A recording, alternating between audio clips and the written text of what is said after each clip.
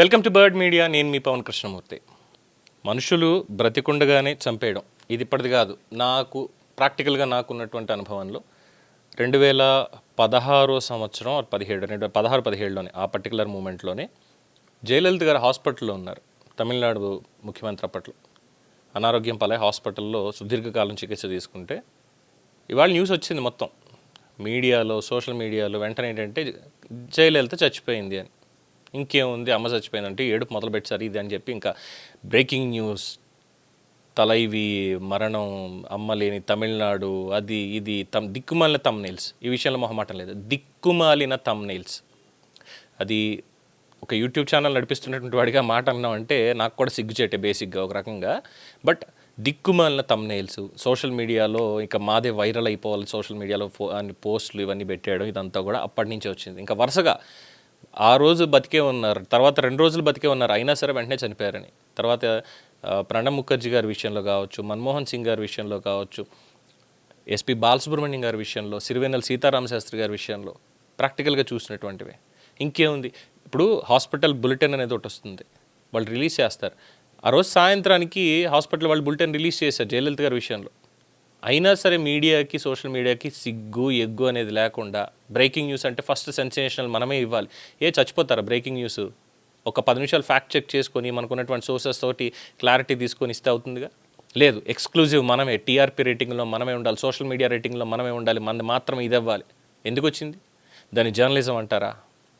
Media అనాలి. అప్పుడు ఎందుకు మళ్ళీ ఈ మాట తీసుకొస్తున్నాను అంటే, బీఆర్ఎస్ నేత పెద్ది సుదర్శన్ రెడ్డి తెలంగాణ ఉద్యమంలో చాలా కీలకమైనటువంటి పాత్ర పోషించి టీఆర్ఎస్ పార్టీకి ఒక పిల్లర్గా నిలబడినటువంటి ఉద్యమ నేత పెద్ది సుదర్శన్ రెడ్డి, మాజీ ఎమ్మెల్యే, ఆయనకి గుండెపోటు వచ్చింది.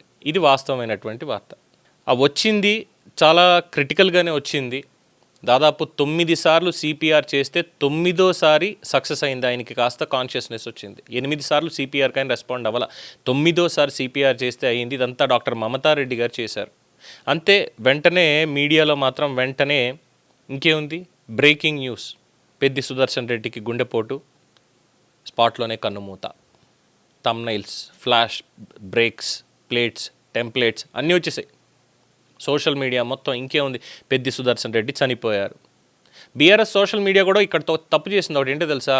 అయ్యో పెద్ద మీడియాలోనే వచ్చింది అంటే అయ్యే ఉంటుందేమో అని పాపం పెద్ది సుదర్శన్ రెడ్డి గారి మృతికి సంఘీభావం ప్రకటిస్తున్నాం అంటూ వాళ్ళు కూడా వేసేశారు. ఆ మీడియా చెప్పింది కదా, ఇంకేముంది మీడియాలో వచ్చేసిందంటే ఇంకా అదే అయ్యి ఉంటుందని చెప్పి. అంటే సోషల్ మీడియాలో ఈ పేజీలు నడిపే వాళ్ళు వెంటనే రెస్పాండ్ అవుతారు బేసిక్గా, అక్కడ చూసుకోకుండా. కనీసం ఆ నియోజకవర్గానికి ఫోన్ చేసి, వాళ్ళ ఇంటికి ఫోన్ చేసి ఏమండి ఏంటి పరిస్థితి కనుక్కోవడం అంటే అది తర్వాత తెలిసిందే. వెంటనే హుటాహుటిన కేటీఆర్ బయలుదేరి వెళ్ళారు, వెంటనే అక్కడి నుంచి వేరే హాస్పిటల్కి మార్చాలి ఇదని చెప్పి గ్రీన్ ఛానల్ కూడా ఏర్పాటు చేసి ఆయన్ని యశోద హాస్పిటల్కి తీసుకొచ్చారు. ఇదంతా అయింది. లైఫ్ సపోర్ట్ యూజ్ చేసి ఆయన ప్రాణాలు నిలబెట్టారు. ఆయన రెస్పాండ్ అవుతున్నారు చికిత్సకి. హెల్త్ బులెటిన్ అనేది రిలీజ్ అవుతుంది, స్టంట్ వేస్తారా ఇంకోట, ఇవన్నీ కూడా తర్వాత తెలియాల్సినటువంటి అంశాలు. కానీ మీడియాలో మాత్రం వచ్చినటువంటిది ఏంటంటే పెద్ది సుదర్శన్ రెడ్డి చనిపోయారు. ఏం హక్కు ఉంది మనకి? లేని ఒక వార్తని చెప్పడంలో ఏం హక్కు ఉంది మనకి? ఇప్పుడు ఇవి సెన్సిబుల్ ఇష్యూస్. ఇవి బేసిక్గా చిన్న చిన్న పొరపాట్లు ఎవరికైనా కామన్గా జరుగుతాయి. నేను కూడా అతీతుడిని కాదు, దాన్ని సరి చేసుకునే దగ్గర ఉంటుంది. కానీ ఇది చాలా పెద్ద వార్త. ఆల్ ఆఫ్ ద సడన్ ఇప్పటికిప్పుడు ఒక ఫలానా ఒక చాలా పెద్ద మనిషి చనిపోయాడని చెప్పేసాను అనుకోండి, నాకు తెలియకుండానే ఏదో సోషల్ మీడియాలో ఎవడో ట్విట్టర్లోనో ఇంకో దాంట్లోనో ఎవడో పిచ్చినా కూడా వాగాడు అని చెప్పి అయ్యో ఇంకేముందో అయిపోయిందని చెప్పి నేను మాట్లాడేశాను అనుకోండి, తప్పవుతుంది కదా, సరిదిద్దుకోలేని తప్పవుతుంది కదా. బట్ ప్రజలకు మనం ఏం చెప్తున్నాం, ఇప్పటికి కూడా అంతే ఫ్లాష్లో వెళ్ళిపోయి ఆ వార్తలన్నీ సర్క్యులేట్ అవుతాయి. ఇప్పటికీ వాట్సాప్లో సుదర్శన్ రెడ్డి చచ్చిపోయాడా ఇదే మాట మాట్లాడుతున్నారు. ఆయన అక్కడ బతికి ట్రీట్మెంట్కి రెస్పాండ్ అవుతూ ఇదవుతున్నారు. కన్ఫర్మేషన్ అనేది ఉండాలి, క్లారిటీ ఉండాలి, వార్త ఏంటనేది తెలుసుకోవాలి. లేదు, వెంటనే సెన్సేషన్ మనుషుల్ని ఇలా బ్రతికుండగానే చంపేస్తున్నాం మీడియాలో. యూట్యూబ్లో ఒక లైసెన్సింగ్ సిస్టమ్ పెట్టాలి బేసిక్గా. యూట్యూబే ఏ కంపెనీలు ట్రస్ట్ వర్ది, వీళ్ళు ఏం చేస్తున్నారు, మీడియా అన్నటువంటి పాయింట్లో ఏది ఇది చేస్తున్నారు అన్నదానికి ప్రతిదీ స్క్రూటినీ ఉంటుంది బేసిక్గా. అలాగే జీమెయిల్ ఒకటి క్రియేట్ చేసుకొని వెంటనే యూట్యూబ్ స్టార్ట్ చేసేసి నాకు నచ్చింది సాఫ్ట్వేర్ ఒకటి ఉంది మొబైల్ అప్లికేషన్లో, టెక్స్ట్ నేను ఏది ఇస్తే అది కన్వర్ట్ చేసేస్తుంది కాబట్టి వేసేస్తాను, థంబ్నెయిల్స్ కూడా ఏది కావాలంటే చేసేస్తాను, ChatGPT ఉంది కదా అని పెట్టేదానికి వీటన్నిటిని అన్రికగ్నైజ్డ్ చేసి ప్రతి ఒక్కరి నుంచి సెల్ఫ్ ఎక్స్ప్లెనేటరీ తీసుకుంటూ ఖచ్చితంగా ఒక లైసెన్సింగ్ సిస్టమ్ అనేది యూట్యూబ్ చేయాలి డిజిటల్ ప్లాట్ఫామ్ మీద. అది శాటిలైట్ ఛానల్స్ అయినా అలాంటి యూట్యూబ్ ఛానల్స్ అయినా సరే, లేదంటే చాలా ఇబ్బందులు తలెత్తుతాయి ముందు. ఇలా పని పట్ట లేకుండా సెన్సేషన్ కోసం వ్యూస్ కోసం చేసే పనికిమాలిన బ్యాచ్లు కొన్ని ఉన్నాయి.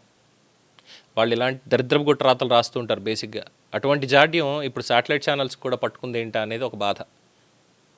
చాలా పెద్ద న్యూస్ కింద ఇచ్చేశారు. తర్వాత సవరించుకున్నారా లేదా అనేది తెలియదు, పక్కన పెడితే ఇవ్వడం మాత్రం వెంటనే ముందు చనిపోయారని ఇచ్చేసారు, అయిపోయింది. ఇక తమ్నైల్స్, ఇష్టం వచ్చినట్టు తమ్నైల్స్ పెట్టడం, సబ్జెక్టుతో సంబంధం లేకుండా, ప్రాపర్గా ఏం లేకుండా అనవసరమైనటువంటి ఇమేజెస్ యూస్ చేస్తూ, బ్లర్ ఈ మార్ఫ్డ్ ఇమేజెస్ ఎక్కువగా యూస్ చేస్తూ, యూట్యూబ్ షార్ట్స్లో కావచ్చు, మెయిన్ వీడియోస్లో కావచ్చు. ఈ జాడ్యానికి ఖచ్చితంగా ఒక టాస్క్ ఫోర్స్ లాంటిది, ఒక మెకానిజం లాంటిది ప్రభుత్వాలు ఏర్పాటు చేయాలి. ఎన్పిఆర్ డిపార్ట్మెంట్ దీని మీద కూడా దృష్టి పెట్టాలి. లేని పక్షంలో విధ్వంసమే జరుగుతుంది తప్పితే ముందు ముందు విజ్ఞానాన్ని అందించడానికి, విషయాన్ని తెలియజేయడానికి ఈ ప్లాట్ఫామ్స్ ఏవి కూడా ఉపయోగపడవు. సో కాస్త విచక్షణతో ఆలోచించాలి జర్నలిజం అన్నటువంటి పాయింట్లో ఉన్నప్పుడు. అబద్ధ ప్రచారాలు, తప్పుడు ప్రచారాలు మాత్రం జర్నలిజం అనిపించుకోదు. దీని మీద మీ అభిప్రాయం తెలియచేయండి. చూస్తూనే ఉండండి ది బర్డ్ మీడియా. ఈ వీడియో మీకు నచ్చినట్లయితే లైక్ చేయండి, షేర్ చేయండి, సబ్స్క్రైబ్ చేయండి. మరిన్ని అప్డేట్ల కోసం మా వాట్సాప్ ఛానల్ను ఫాలో చేయండి.